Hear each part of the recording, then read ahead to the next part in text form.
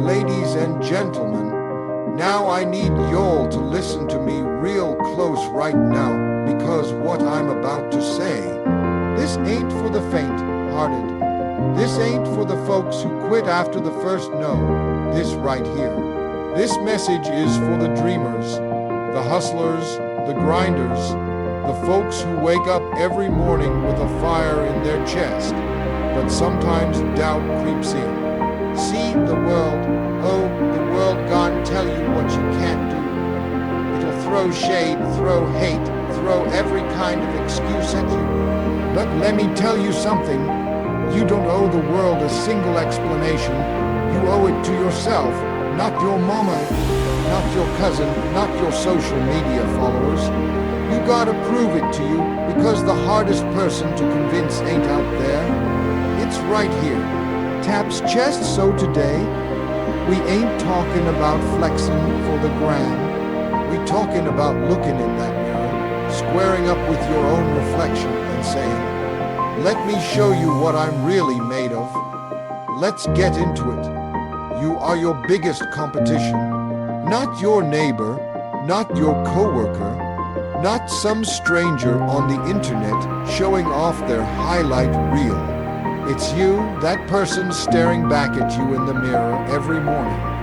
That's who you're up against. The one who hesitates, the one who procrastinates, the one who second guesses every bold idea you've ever had. That voice in your head that says, maybe I'm not good enough, or what if I fail? That's the real opponent. We spend so much time comparing ourselves to others that we forget the only race worth running is the one against who we were yesterday. See, growth doesn't come from beating other people.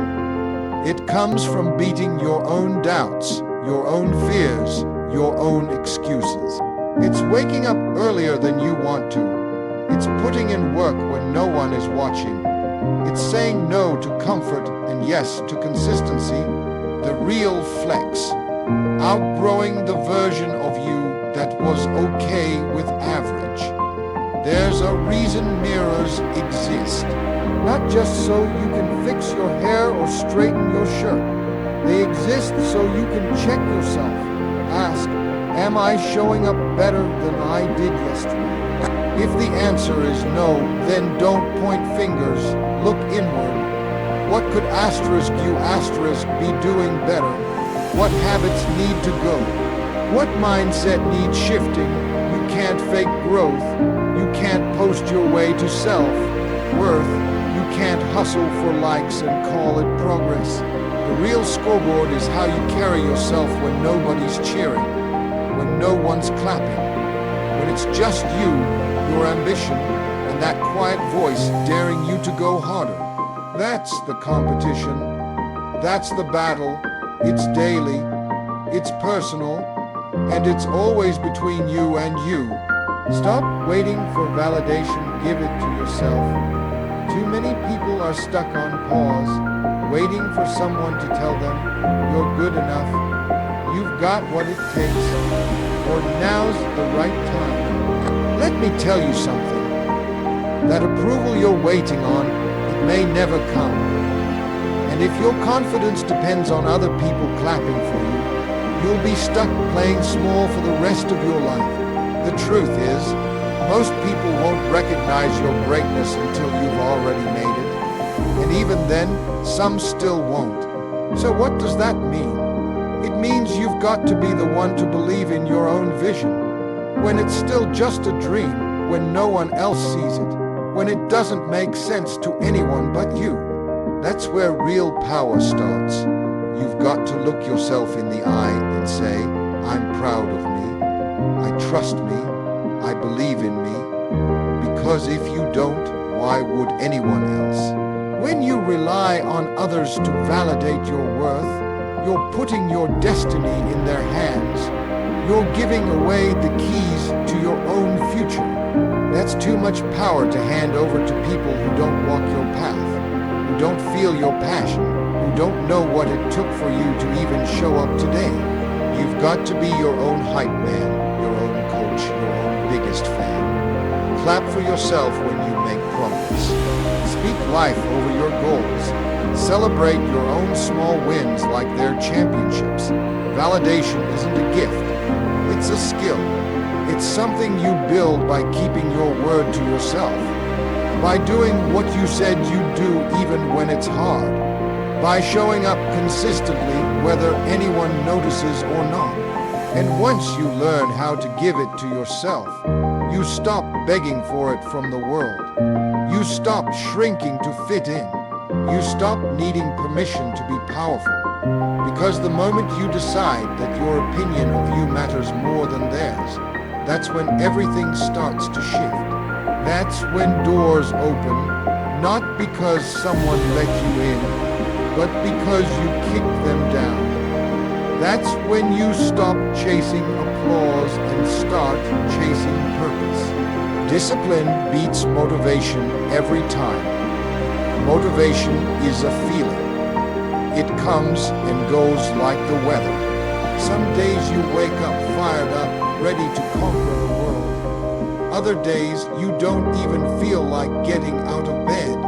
That's life, but discipline doesn't care how you feel. Discipline shows up even when motivation has left the building. It's the muscle you build every time you do the hard thing, even when you don't feel like it. Motivation is loud, flashy, and temporary. It's that hype song at the gym, that inspiring video clip, that feel good quote. It gets you going, but it doesn't keep you going. Discipline is quiet. It doesn't need an audience. It doesn't need a spotlight. It gets up early. It stays late. It does the work when no one's watching. That's what separates those who wish from those who win. Successful people aren't always the most motivated. They're the most disciplined. They've trained themselves to push through the resistance, to show up when it's boring, to stick to the plan when it's uncomfortable.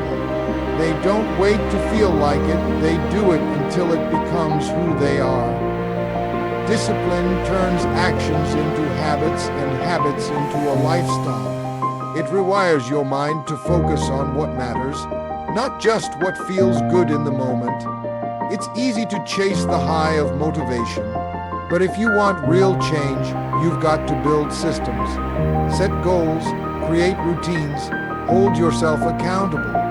Motivation might get you started, but only discipline will carry you through when life gets tough, when progress is slow, when obstacles pile up. That's when discipline steps in and says, we keep going. Discipline is the bridge between the promise you made to yourself and the reality you're trying to build. Fail forward. Every no gets you closer to your yes.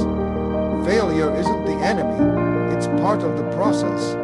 It's the tuition you pay for success. Too many people treat failure like a stop sign when it's really just a detour. When you fail, it doesn't mean you're not good enough. It means you're in the game. It means you're trying. And trying consistently is what separates winners from wishers. Every successful person you admire has a trail of failures behind them. Rejection letters, missed shots, blown opportunities. It's all part of the climb. But they didn't let those setbacks define them. They used them, they learned from them, they let each no sharpen them, refine them, fuel them. That's what it means to fail forward. You fall, you get up, and you move with more wisdom than you had before. Rejection is redirection.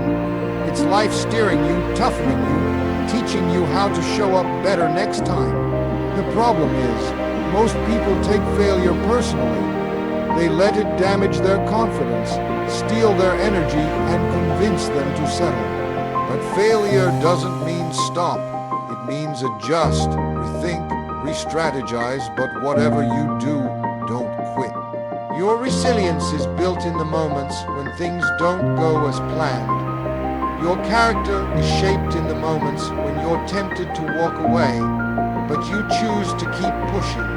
The yes you're waiting on is often hidden behind a pile of no's you have to work through.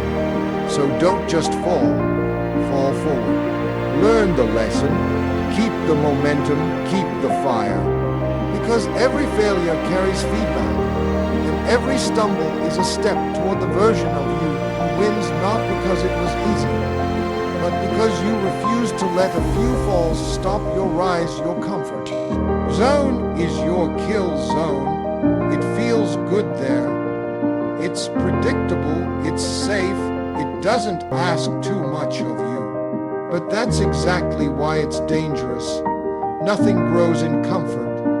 You don't level up by doing what you've always done. You don't build strength without resistance.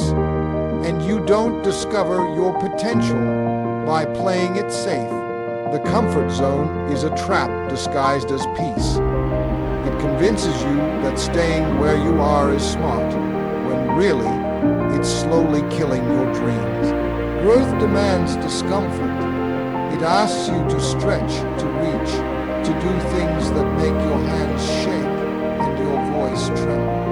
It dares you to take risks without guarantees. That's where the magic happens, not when you feel ready, but when you move anyway. The people who achieve greatness aren't fearless, they just choose courage over comfort. They know that progress is on the other side of awkward, uncertain, and uncomfortable. Comfort is easy. You know the routine, you know the outcome, and there's no threat of failure. But there's also no breakthrough, no elevation. You'll never discover what you're truly capable of while you're busy protecting what's familiar. Every time you step outside that zone, even just a little, you teach yourself that you're more capable than you thought. And every time you retreat back into safety, you reinforce your limits. The truth is, your comfort zone is lying to you. It tells you you've got time. It tells you you're doing okay. But deep down, you know you were made for more. You feel that pull, that restlessness, that voice whispering there's more for you than this. The challenge is whether you'll listen, whether you'll risk short-term discomfort for long-term greatness, whether you'll stop choosing easy and start choosing growth, grind in silence, shine in purpose. In a world that rewards noise, it's tempting to announce every move, to post every step, to seek applause before the job is even done. But real growth doesn't happen in the spotlight. It happens in the shadows, behind the scenes, when no one's watching. The grind is quiet, unglamorous, and often overlooked. It's the early mornings, the late nights, the sacrifices that don't make it to social media.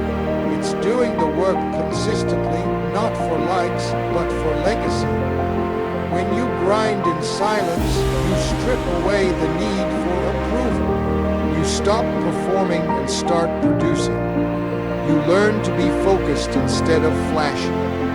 It's not about proving something to the world. It's about proving something to yourself. You get honest about where you are and intentional about where you're going. You stop chasing attention and start chasing alignment with who you were created to be. There's power in moving quietly. There's power in letting your results speak for themselves. The loudest person in the room isn't always the most successful. Sometimes it's the one who's quietly building, sharpening, evolving. Purpose doesn't need permission. It doesn't need validation. It doesn't need to be loud. When you're locked in on your why, you don't have to broadcast your how. You just keep showing up, doing the work, and trusting that the outcome will speak louder than any announcement ever could. Shining in purpose isn't about fame or recognition. It's about fulfillment. It's about waking up with clarity, knowing that what you're doing matters even if no one else sees it yet. It's about choosing impact over image. When your purpose is clear, your path gets focused. You stop wasting time trying to impress and start investing time trying to improve. You move with intention, not just ambition. You understand that silence isn't weakness, it's strategy, it's strength. It's building without the pressure of performance, without the distraction of applause. Because the ones who grind in silence, they're not looking to be seen. They're working to be undeniable. And when their moment comes, they don't just arrive, they take over.